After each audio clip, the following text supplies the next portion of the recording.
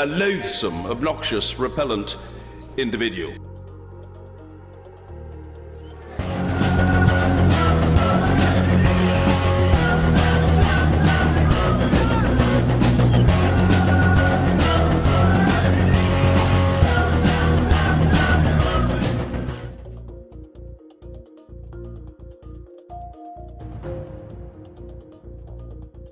It's infuriating, that's what it is. It's infuriating to see the way, do you know when you saw Jack Straw talk about it?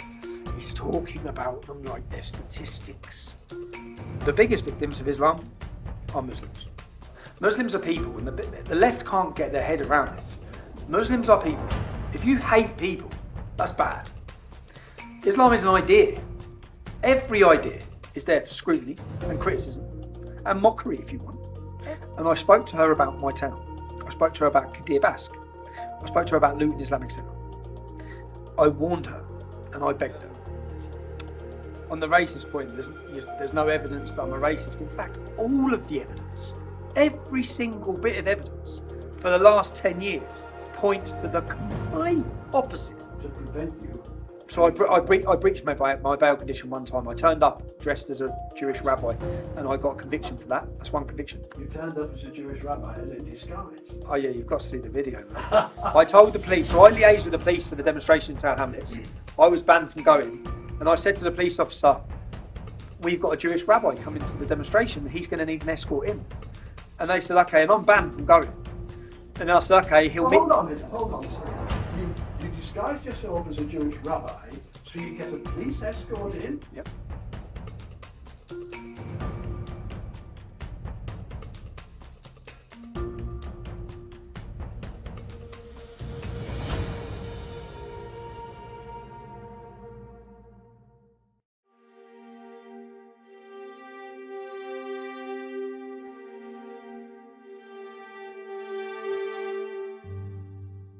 Is very urgent business, ladies and gentlemen, I beseech you. Resist it while you still can, and before the right to complain is taken away from you, which will be the next thing. You will be told you can't complain because you're Islamophobic. The term is already being introduced into the culture as if it was an accusation of race hatred, for example, or bigotry, whereas it's only the objection to the preachings of a very extreme and absolutist religion. Watch out for these symptoms. They are not just symptoms of surrender, very often ecumenically offered to you by men of God in other robes, Christian and Jewish and smarmy ecumenical. These are the ones who will hold open the gates for the barbarians. The barbarians never take a city till someone holds the gates open for them. And it's your own preachers who will do it for you, and your own multicultural authorities who will do it for you. Resist it while you can.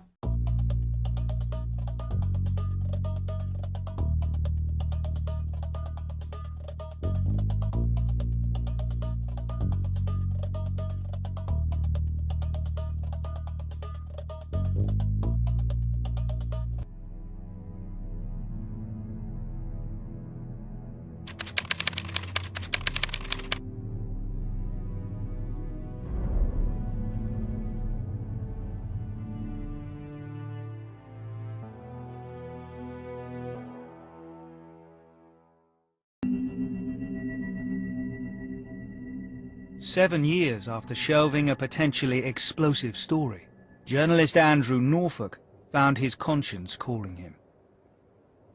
As the years went by, I had this very uncomfortable feeling like I hadn't done my job.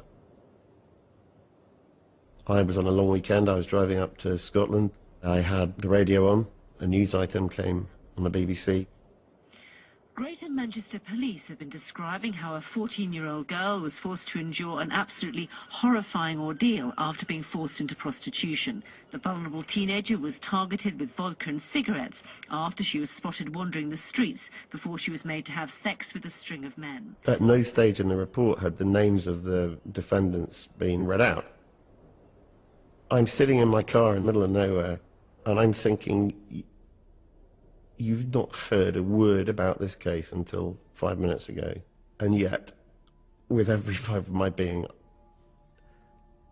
I bet I do know something about those men, because I bet when I check it out, they're going to be Muslim names. As Andrew set to work, demonstrations were sweeping across the country, led by the emerging face of the far right, the English Defence League.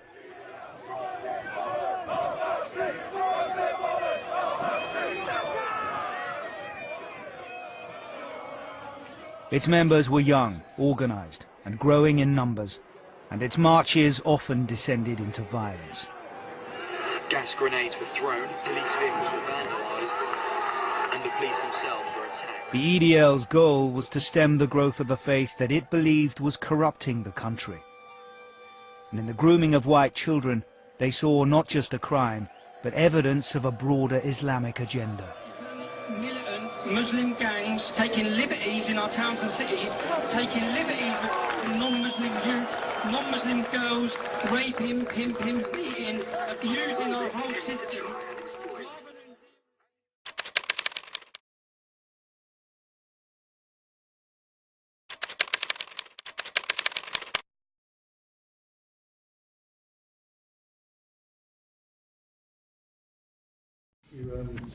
Paragraph 5.3 of the report says that in 2008, an 11-year-old girl came to the attention of the police after she disclosed that she and another child had been sexually abused by a group of adult males. Just a few weeks later, she was found in a derelict house with another child and a number of adult males. Yet she was arrested, 11 years of age, she was arrested for being drunk and disorderly, and none of the males were arrested. Has your force identified the police officers involved in that and found out what went on?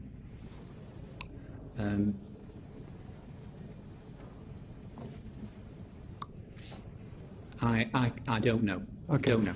All right. In paragraph 5.21... Sorry, will you find out? We will. Apologies, and come and tell us next week. We can't have a don't know on these issues. Correct. I will have an answer to that question next week. Paragraph 5.21 shows how a police officer dismissed the case of a 12-year-old girl who'd been having sex with up to 5 Asian males because he said she had been, quote, 100% consensual in every incident.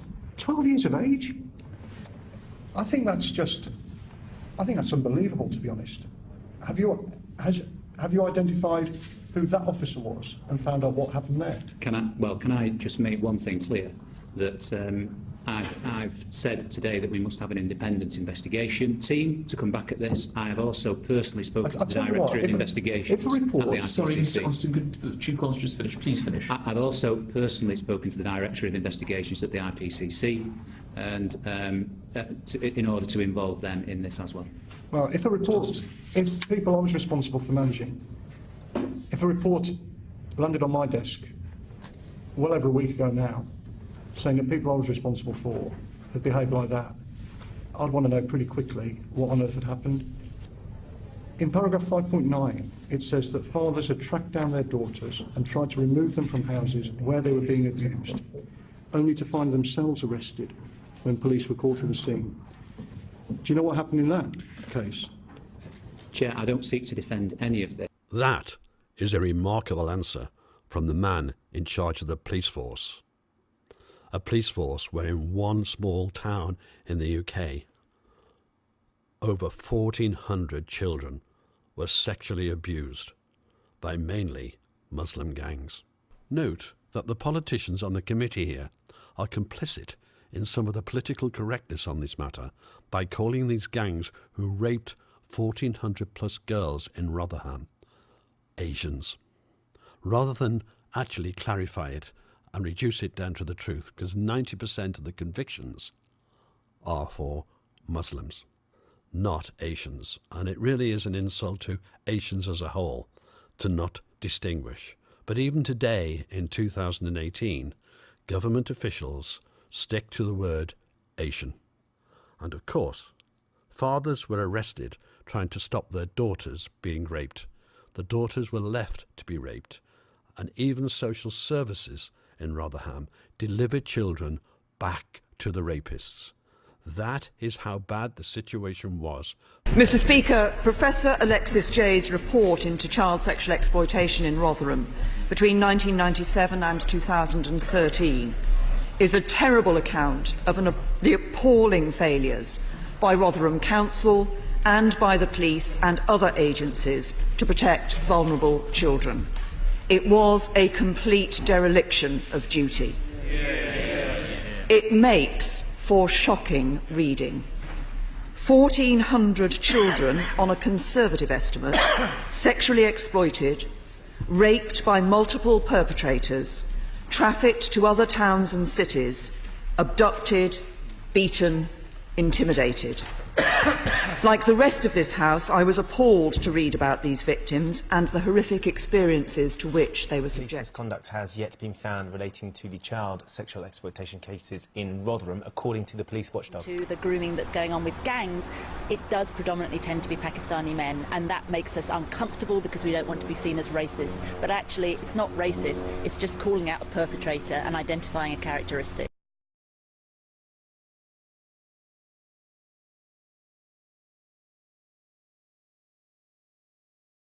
England has their own problems with Muslims up in northern England raping little white girls. They don't want to talk about that. Oh, come on, Ryan. Come on, Ryan. Actually, no, that's not true. As you know, that's not true. Pakistanis do not rape white girls in Rotherham, England. I'm not even going to engage in this conversation, Ryan. It's really beneath me and beneath you as well.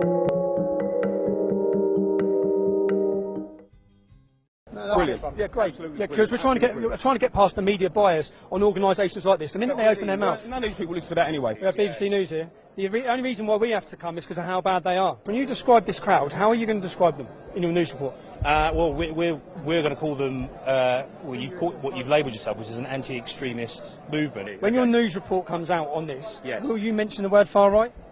If people have labelled it as such, then we have to reflect that. You should report and reflect what you've met and seen today. Have you seen far right demonstrators? But if people label it as such, if I label you as a nonce, would you report that you're a nonce? There's no truth in it, is there? What you do is word association, which is what all of your media do against ordinary people. These are all ordinary people who have come out to demonstrate. You all do word association of racism, of far right. You've got ordinary people out demonstrating against terrorism, and you, every time the mainstream media, you brand them, and it's not fair, it's not right, and you know that because you're on this demonstration. So equally, I'm sure you know where those labels come from. You have, calls for tighter immigration. That is a right-wing rhetoric. So calls for tighter immigration against Islamic terrorism is a right-wing rhetoric.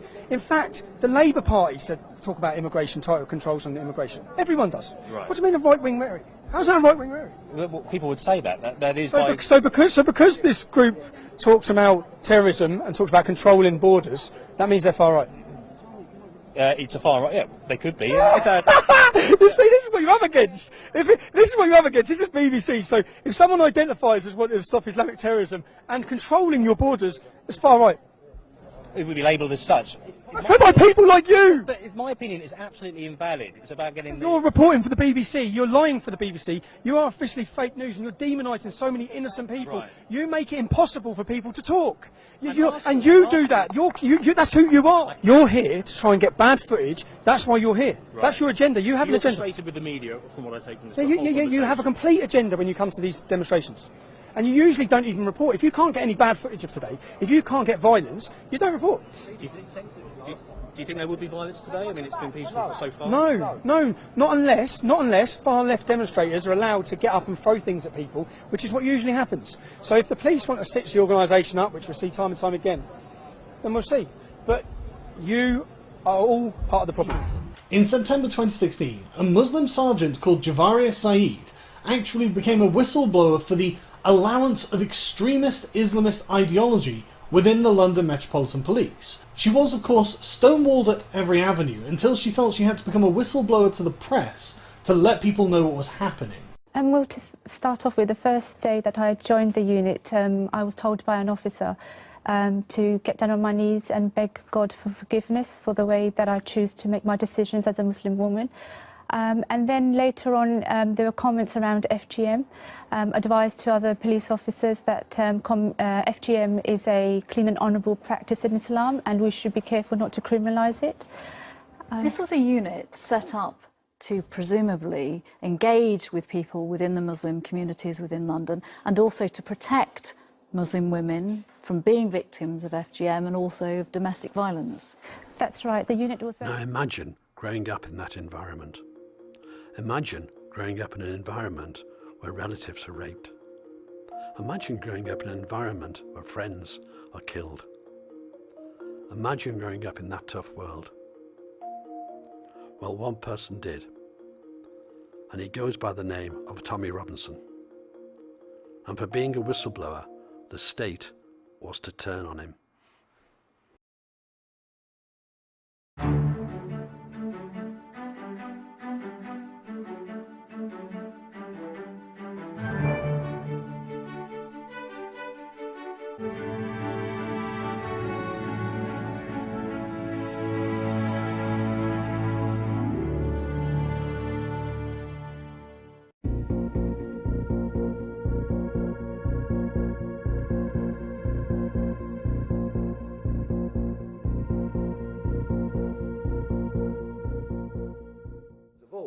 They're now planning a rally in London on the 9th of December where Robinson and Batten will speak.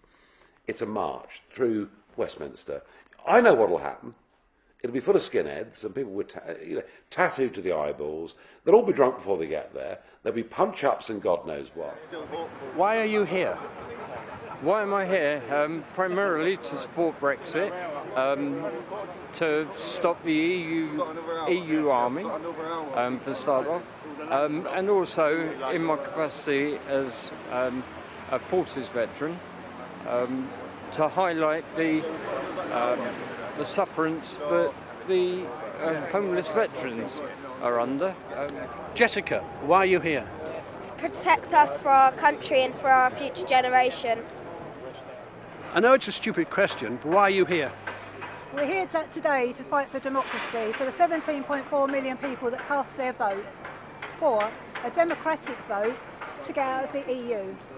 Not everyone can be here today. A lot of them are disabled or working, so we're here to represent the 17.4 million.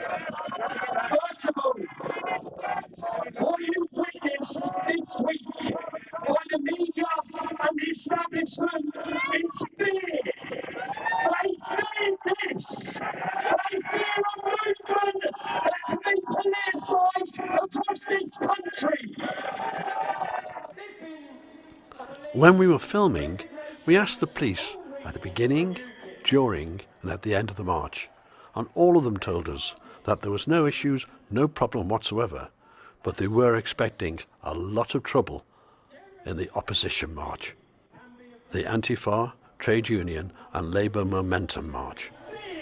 Into the establishment.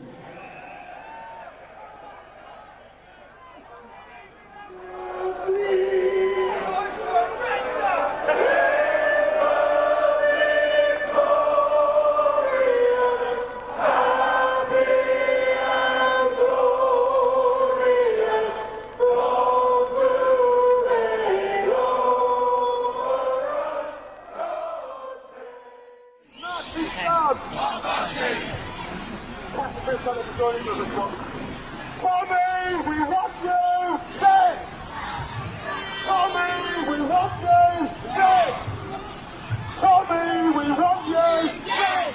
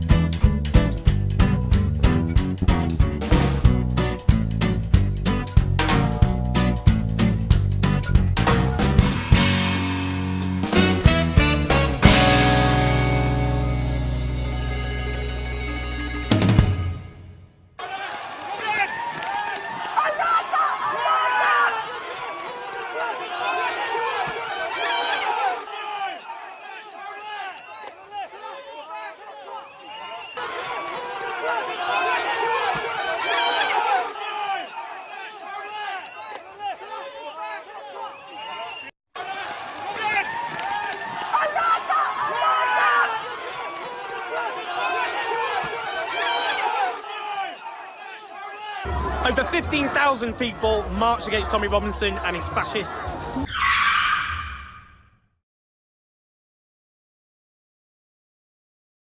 Only 3,000, some are saying only 1,500, marched with Tommy Robinson, that convicted fraudster and thug, and his fascists. A total and utter humiliation for Tommy Robinson and his band of fascists. They didn't mobilise barely any people on the streets of this capital, despite all their resources, all the money being ploughed in from the US and elsewhere. This is a historic day. They came out in tiny, derisory numbers, whilst we, those who oppose the scapegoating of migrants and refugees and Muslims, for all the injustices caused by the people at the top of society in this broken system that has to go, we have outmobilised by a massive, massive margin. A humiliation for Tommy Robinson and a humiliation for fascism, and a victory for those standing against racism and fascism. Today's important for so many reasons. One of the reasons, I think, is that we are demonstrating in far, far, far bigger numbers that we're right and they're wrong. There's a derisory number of fascists around the corner. I hope they've had a really bad day. They've clearly had a really bad day. In order to film some sequences for this documentary, we attended the Brexit Betrayal March. And frankly, we were shocked, absolutely shocked, by the coverage of the mainstream media and the lies and distortion that they gave to the event. We are also shocked by the behaviour of the Antifa, the trade unions and the Labour Party and Momentum in relation to the march that tried to stop you speaking. Are you used to this now? 10 years I've had of this. I thought the media there were there to report the news. I always thought journalists were there to report the news. It was only after years of activism I realised that was the complete opposite. They're there to paint a narrative and give people through an agenda and show the narrative they want. Now, the only good thing is with the power of social media, that people get to see the other side of the story. We always try and show the other side of the story ourselves. So anyone who sees that, for example, outside my court case at the Old Bailey, the media reported 250, 350 people. Anyone who watches one of our videos saw thousands there. So then they straight away question, why are the media lying? Why are they lying and what else are they lying about? But for you, come in for your first time, I understand how confusing it is. But to anyone who's been involved in these movements, we've watched the media lie for years. Claim. The media downsized the crowd outside Tommy Robinson's trial in 2018. Fact. The mainstream media colluded together inside the court to downsize the size of the crowd, but forgot that there was an overseas reporter there amongst them. Hello everyone, hello London. My name is Andrew Lawton. I am from London, Ontario in Canada. So I was in the courtroom in the front row waiting to cover Tommy Robinson. The mainstream media did not know who I was, being the undocumented foreigner in this land. and they were speaking a little candidly. Would you like to hear what they said? You see, one of the great members of the law enforcement who have done a lot of great work today said to them, at the time there were about 1,500 people, they said, let's just say a few hundred, quote, because we don't want to give it credit.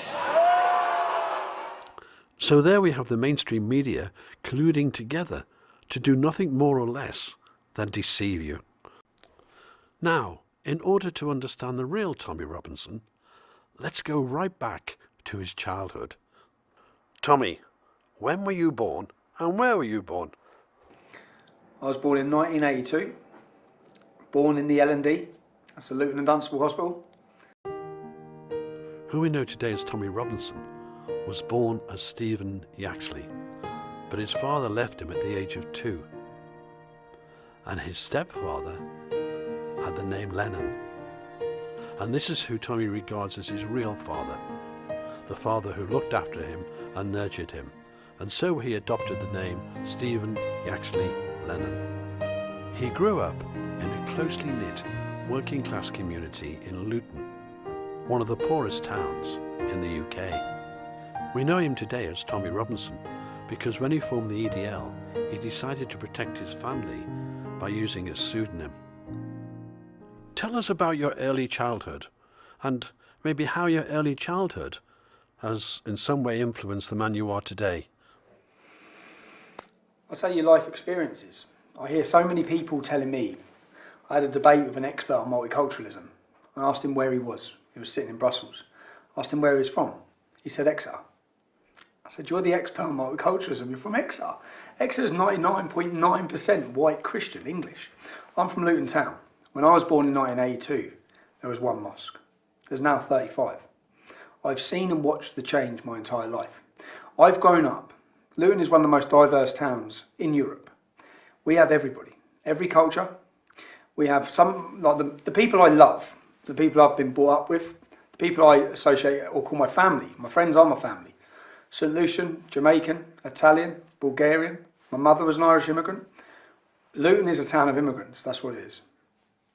And through growing up in that town, you get to understand multiculturalism.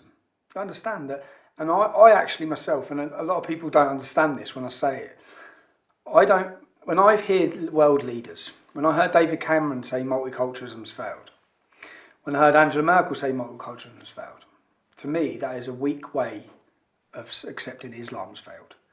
Because growing up in Luton, all those cultures, all those other ethnicities, they've all gone like that together. They're all my friends, they're all my family. But people call you a racist, and you're now telling me you've got black friends, brown friends? I've never understood racism. I've never understood it. And I've never seen it. There's never been racial tensions in my town. And that's because growing up, I grew up, and the men I aspired to, the men I looked up to, whether through the football culture, the football hooligan scene in Luton as a youngster, and that come about because a lot of my older relatives, my mum's one of 9 children, and a lot of my older relatives and cousins and uncles were involved in the football scene. And the people I looked up to were West Indians, Yardies, because Luton's football element has always been completely multicultural and always clashed with the far right, because back in the 1980s, certain hooligan elements were far right, and Luton would always be a big day out for them, for the racists coming to Luton. So Luton's always battled racism. The men of Luton, the English, the white men, have always battled racism. So for me to be called a racist, amongst my friends, we laugh about it. Amongst my friends, because even yesterday, even last night, Luton were playing at home.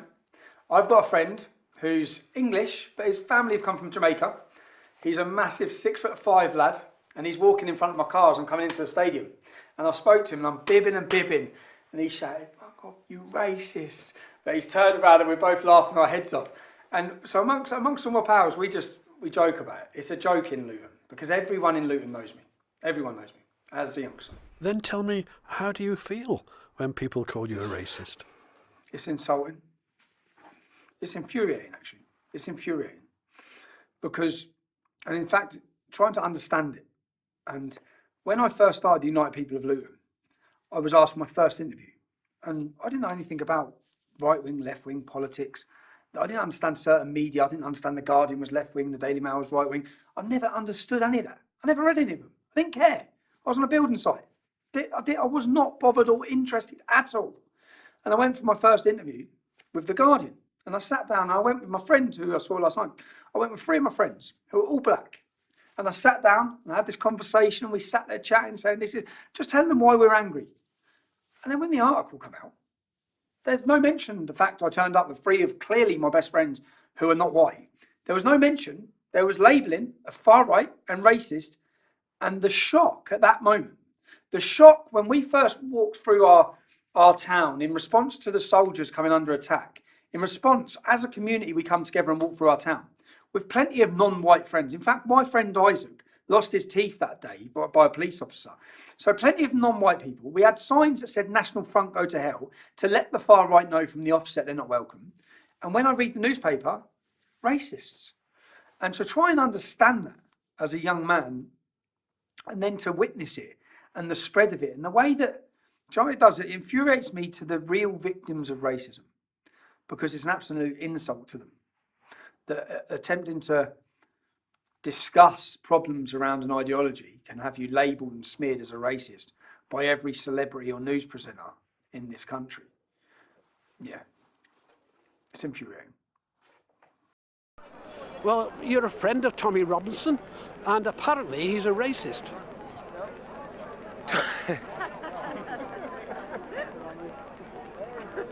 The word racist has been thrown around so much today in 2018. You know, I grew up as a I grew up in an Orthodox Jewish family, and the word Nazi, for example, used to throw shivers down my spine. Today, if somebody tells me there's a Nazi in the pub, I feel like I've got to walk over and buy him a beer. Not because I like Nazis, but because the term racist, Nazi, bigot is being thrown around. Tommy is the least racist person I know. He loves his country. And do you know what? If there were more people like Tommy in Britain, if there were more, I reckon we would be a society that would accept people, not judging them based on their skin colour as racism is. We would be judging each other based on our values.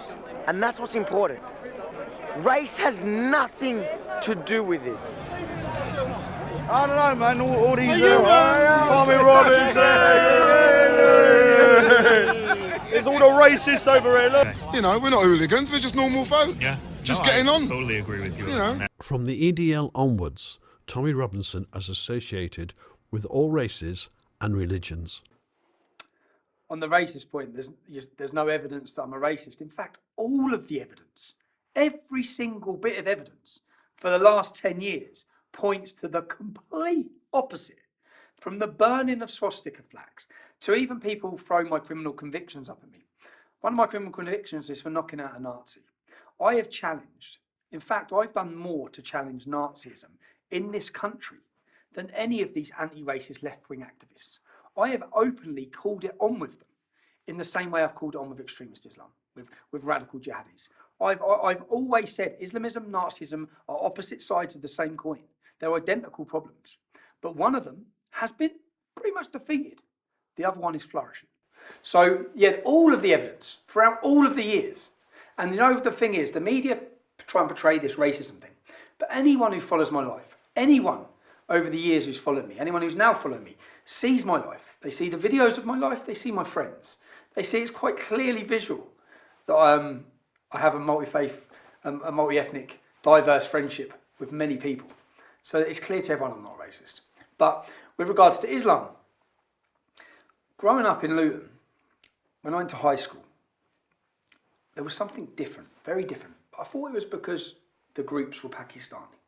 So in our school dinner hall, when you'd walk in the school dinner hall, and we had every culture and every race, you'd have the white kids sitting intermixed with the black kids, sitting intermixed with the Chinese kids, with any Hindu kids, they'd all be just in the mix, just eating their dinner.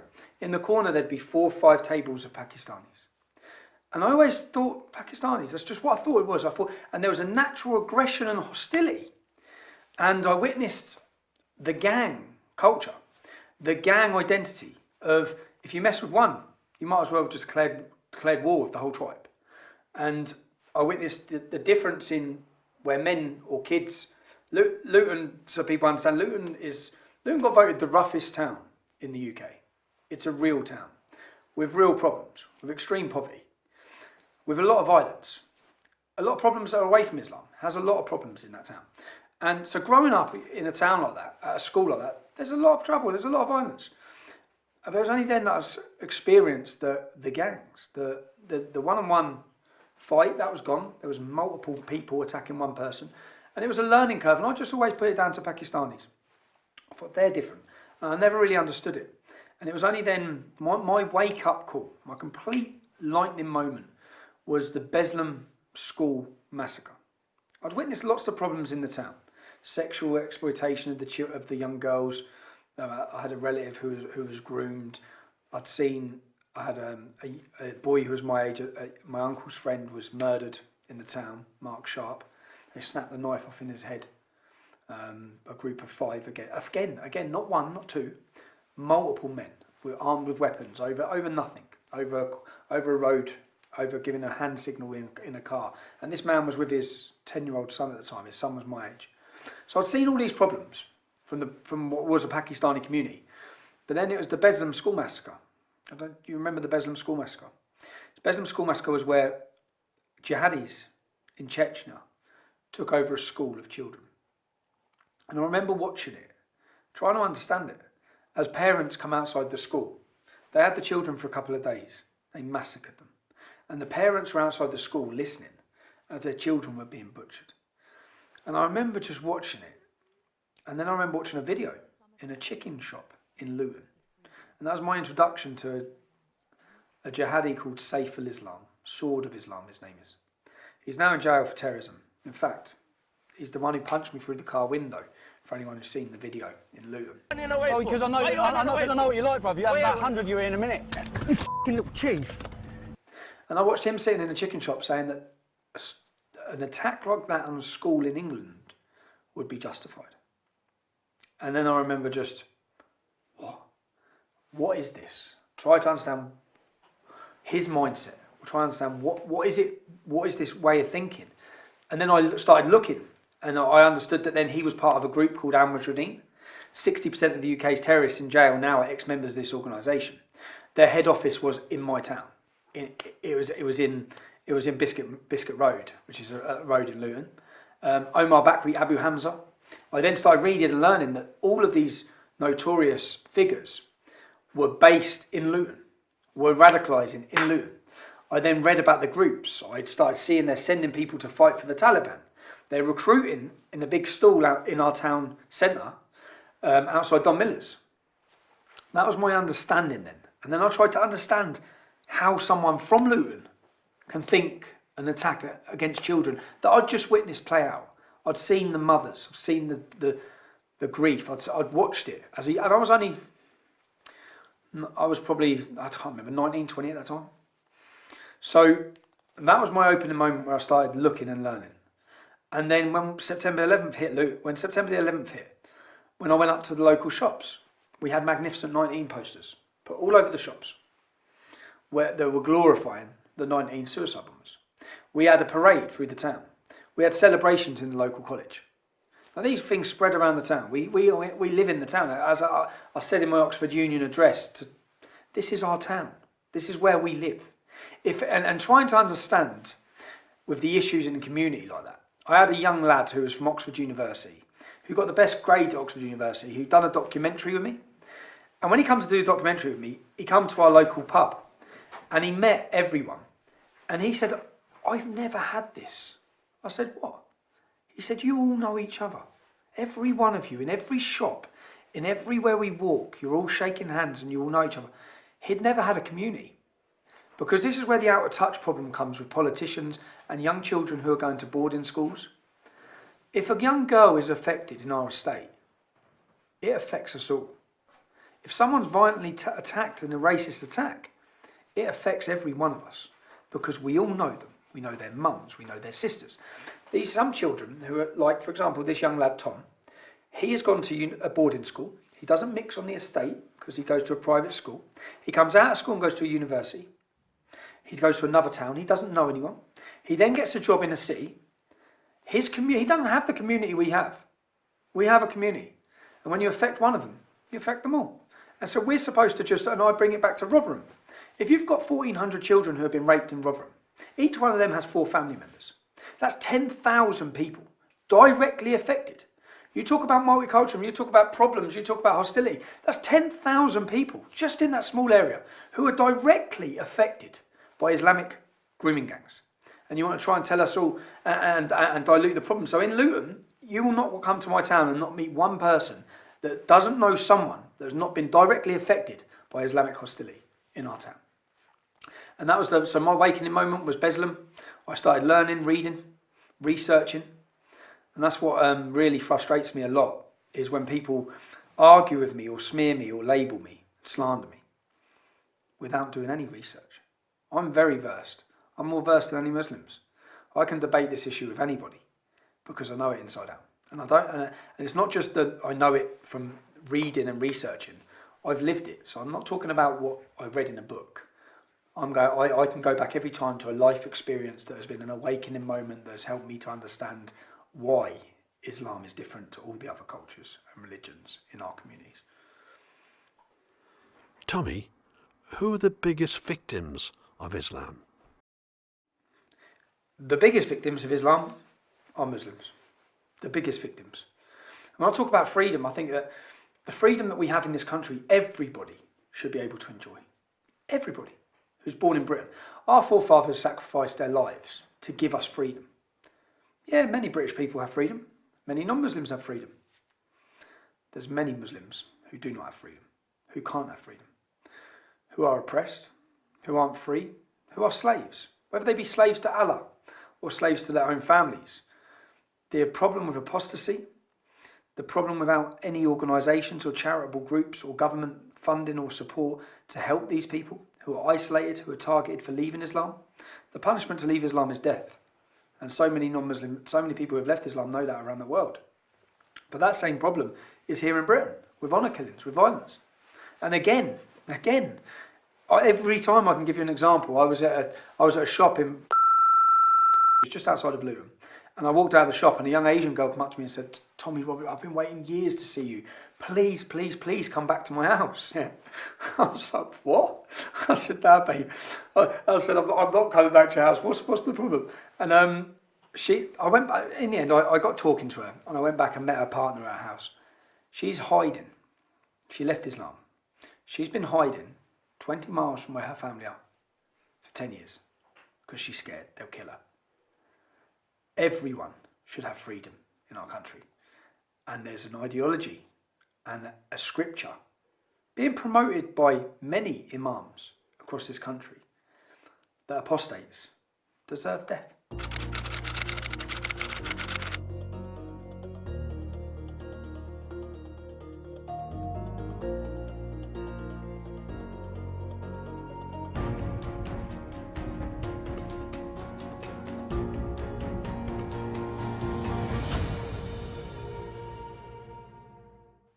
So, yeah, Muslims are the victims. And again, the biggest thing for people to understand is, I don't talk about Muslims.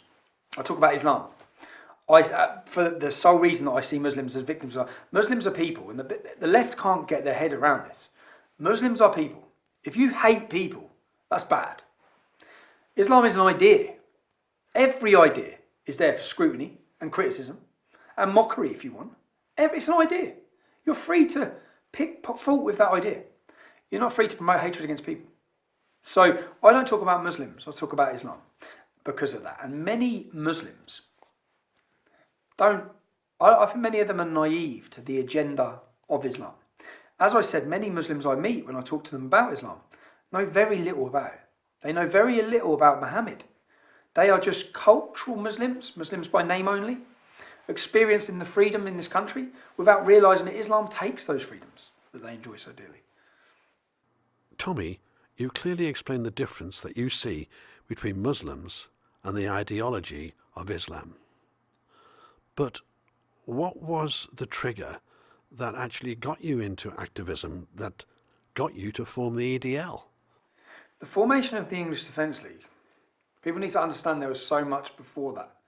For example, the group I've spoke about, Al-Mujahideen, the terrorist organisation, they disrupted everything in our town. They recruited for jihadis in our town. We'd witnessed the decay of our town.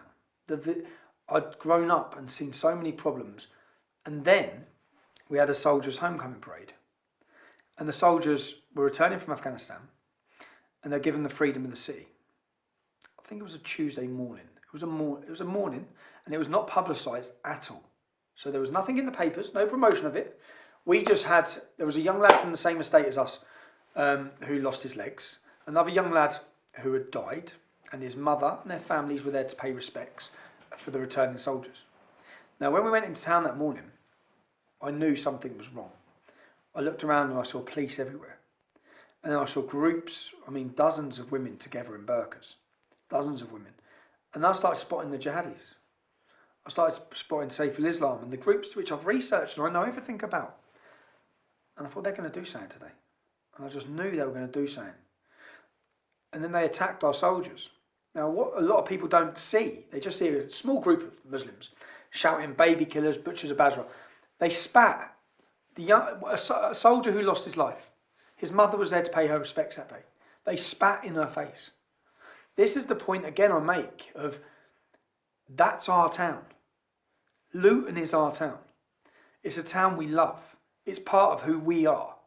And every time anyone in this country hears the name of our town, it's to do with war or murder or bombings or terrorism all the time. That's what Luton becomes. So for us, I remember watching it that day, and it wasn't, what people don't realise, understand, is 364 Muslims were held and prevented from coming into Luton that day. 364. We got all the intel because my cousin Kev was arrested.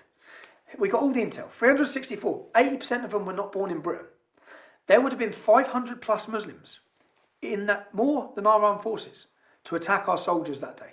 The police prevented them at the motorways coming in, but they didn't prevent the Luton ones. So we had 100 Muslims spitting obscenities at our soldiers. And on that point, I'm completely against the war.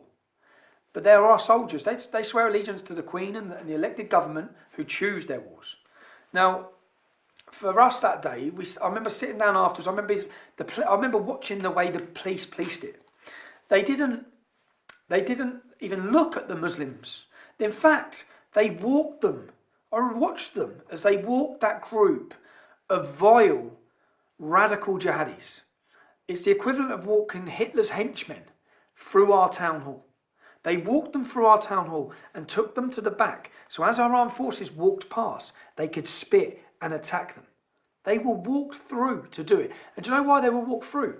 Because never, up until that point, after the formation of the English Defence League, had the Islamic community been told no for anything. There's videos you can watch online of thousands of them walking through, shouting, bomb, bomb, bomb Israel. And then also shouting about Muhammad killing the Jews. They're shouting slogans about murdering Jewish people. Thousands of them with big PA systems and balaclavas through my town. And I've had to watch that for years. So where they just had never said no to them, because they're so scared of them, that they let them do that to our soldiers in our town. And then I remember sitting down afterwards with Kevin Carroll, my cousin, and saying, if we let them do this, if we don't do anything about this, what's next? Look at the progression. They're now attacking our soldiers in the street. They're abusing their mothers with full cooperation support to do so. What we also found out was that the police and the council knew prior to this full well that there was going to be an attack on our armed forces. In fact, every mosque in the town had been leafleted for a week before, inviting them to attack our armed forces. Now, yes, 50,000 Muslims did not come out and attack our armed forces, but they also done nothing to stop it. They knew that was going to happen. If we would have known that was going to happen that day, those jihadis would have never got near our armed forces. So after that, Well, I said, if we don't stop this, if we don't make a noise about this, then what's next? A soldier's funeral? Will they turn up at his family's houses? And we've actually watched the progression from attacking our armed forces to setting fire to poppies, to beheading Lee Rigby. We've seen it with our own eyes. We've seen the path we've gone down. So that was the final moment. When they attacked our soldiers, we said enough's enough. We now need, and it was really, we set up an organisation called the United People of Luton. And it was for us to let the rest of the country know, and to let the Royal Anglians know, who we're proud of and who we love and who we are so proud of for protecting us and giving us our freedoms. We wanted them to know the people of Luton support you and love you and are grateful for the sacrifices you make when they're coming back, returning from war zones with friends and comrades who have gone. We want them to know the people of Luton appreciate that. Not the way it had been shown to the world. So then we organised a demonstration to show that, which was a calm demonstration where the police's reaction was to kettle us, to be hostile to us, to search us, to stop us. All the things they didn't do to those jihadis on that day. So then that very early on it became more about then the treatment, the unfair two-tier policing system that we live under in a town with an Islamic community. So then and it very quickly spread from this was a Luton issue, the United People of Luton. And then very quickly I began to realise that every town with an Islamic community, the non-Muslim community, were living under the same rules. Two-tier policing, two-tier funding, special treatment, hostility, rape, war, violence, all put on them, religiously motivated. That progressed into the English Defence League. But didn't you meet the Home Secretary, Theresa May, who is now our Prime Minister, at that time? Before we took to the streets in any way, we organised a petition and we asked our council to ban these jihadis from our town centre, to give them ASBOs. If two local young kids in our estate, at our shops, cause trouble, they will be taken to court and given an ASBO. They're not allowed to the shops and they're not allowed to hang around together. Well, here we have jihadis, men who are supporting foreign group combatants who are fighting and murdering our armed forces. We want them banned. Why should my mum, if I'm a resident of Luton, why should my mum, why should my daughter, why should any member of my family have to walk past these barbarians who are recruiting for war against us? Why? When we're at war with the IRA, would you let the Irish do that? No, you wouldn't. Why are these people getting a free pass? Because they hide under the banner of a religion. And so, yeah, we asked for a petition. We set up a petition. We asked them to be banned. And do you know what the police did? They come to our houses and they banned us. They gave us bail conditions for 3 months, banning us from our town centre. Which is why on our second demonstration, the balaclavas come out. That's why people see the pictures of the balaclavas, is because many of us, like myself, were banned and not allowed into the town centre. But we want it, it's our town centre, and we've done nothing wrong, and we were just trying to stand up against an evil within our community, within our town. And even with the Home Secretary, what I did with the Home Secretary is I set up a meeting. It was Theresa May, our now Prime Minister. Well, hopefully by the time this goes out, she's gone. But I set up a meeting with one of her constituents, and then I turned up instead of him. And I bought a laptop, and I bought information. And I spoke to her about my town. I spoke to her about Kadir Bask. I spoke to her about Luton Islamic Centre. I warned her, and I begged her. And she said, my government have made it clear where we stand on Islamic extremism. I said, you don't understand. I'm living in a Labour town. And you can make your directive as a government. That does not filter down to my town. My council and my leaders of my town are in bed with them. And at this time, we had a programme called Luton in Harmony. The Luton in Harmony programme was to bring all of the town together. And one of the people at the head of this Luton in Harmony was a man called Kadir Bask, who I know, because I translated things on his website, I know he stands for murdering gays. I know he stands for oppressing women. I know that's a jihadi mosque. So I warned the Home Secretary, I tried to warn my town, I made leaflets. Years later, Khalid Massoud, who the recent Westminster Bridge attack, who was he employed by? Kadir Bask, the Stockholm bomber. Which mosque did he go to? Kadir Bask. Recently, the Times newspaper done an expose on who? Kadir Bask. Reportings from his mosque where he's calling for jihad and war against us. Kadir Bask. All the things I'd warned. And this is when it gets really worrying. This is when you're witnessing all of this. I had a friend who works for the government who was part of an anti-extremism education, which happens for all of our police forces. The police and council are having one together. Who's teaching the police and council about Islam and extremism? Kadir Bask. You cannot make it up. Do you know when you know this man's a jihadi? When you know who he is, and you're trying to warn everyone about him and his mosque, and your council and your government and your police are being educated by him. There's actually a picture of Kadir Bask holding a sign with the local police officer from Luton, and the sign says #stronger together or something like that. Stronger together with a man who's planning the complete takeover of our nation, who's promoting war. Do you know when the Times newspaper done their expose on him? The Times newspaper expose had him saying, prepare your wars ready, prepare your weapons ready to kill the non-Muslims. This is the local imam. And when you know all of this, you feel like you're hitting a brick wall. You're trying to warn everyone. You've gone to your council, you've gone to your police, you've gone to the Home Secretary. And no one's listened. Instead, they've all just called you a racist. But only years later, anyone who follows me, who's seen these warnings, and then sees it come into fruition, sees the Westminster Bridge attack, they go straight to his mosque. After the Westminster Bridge attack, I stood on Westminster Bridge, and I said, this attack will come from someone who was radicalised in prison, and it will be linked to Luton, Birmingham, and East London. They're the hotspots. The next day, the police raided Luton, Birmingham, and East London, and he was radicalised in prison. So again, it's if you're researching this, which I become obsessive in anything I do. I have not stopped reading, learning, listening, understanding, researching, even following. I followed it. I know every one of those jihadis. I probably know them better than the police. I know where they all are. I know the schools they take their kids to. Because I felt that's my job, and to protect myself, I need to know what's happening. But, yeah, so many problems, so little time.